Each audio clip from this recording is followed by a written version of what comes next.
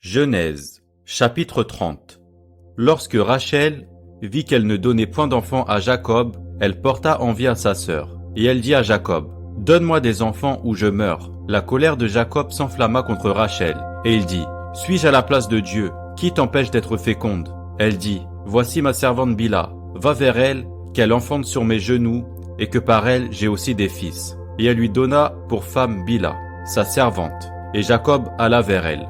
Bila devint enceinte et enfanta un fils à Jacob. Rachel dit, « Dieu m'a rendu justice. Il a entendu ma voix et il m'a donné un fils. » C'est pourquoi elle l'appela du nom de Dan. Bila, servante de Rachel, devint encore enceinte et enfanta un second fils à Jacob.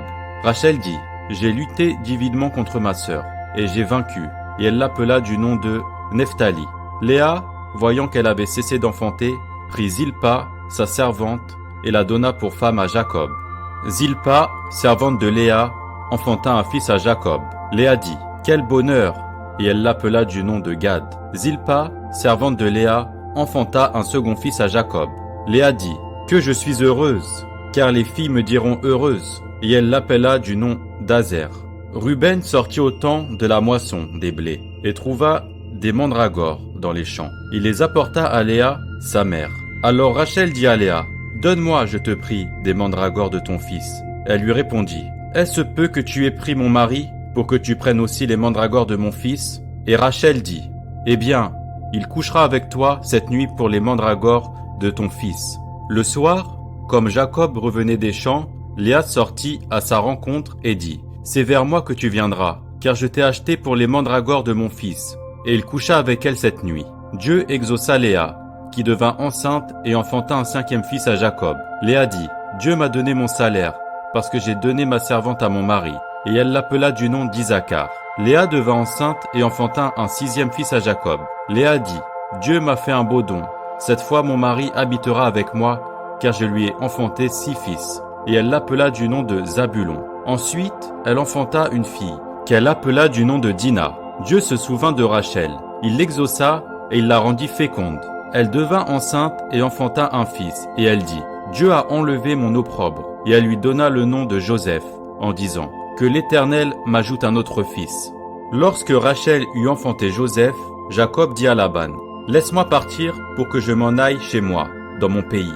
Donne-moi mes femmes et mes enfants pour lesquels je t'ai servi et je m'en irai. Car tu sais quel service j'ai fait pour toi. » Laban lui dit, « Puis ai-je trouvé grâce à tes yeux? Je vois bien que l'Éternel m'a béni à cause de toi. Fixe-moi ton salaire et je te le donnerai. » Jacob lui dit, « Tu sais comment je t'ai servi et ce qu'est devenu ton troupeau avec moi.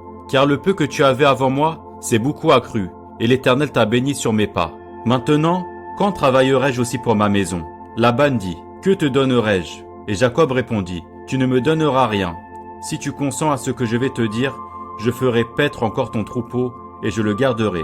Je parcourrai aujourd'hui tout ton troupeau, mais à part parmi les brebis, tout agneau tacheté et marqué, et tout agneau noir, et parmi les chèvres, tout ce qui est marqueté et tacheté. Ce sera mon salaire.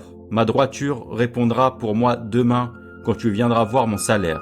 Tout ce qui ne sera pas tacheté et marqueté parmi les chèvres, et noir parmi les agneaux, ce sera de ma part un vol. » Laban dit, « Eh bien, qu'il en soit selon ta parole. » Ce même jour, il mit à part les boucs rayés et marquetés, toutes les chèvres tachetées et marquetées, toutes celles où il y avait du blanc, et tout ce qui était noir parmi les brebis. Il les remit entre les mains de ses fils. Puis il mit l'espace de 3 journées de chemin entre lui et Jacob.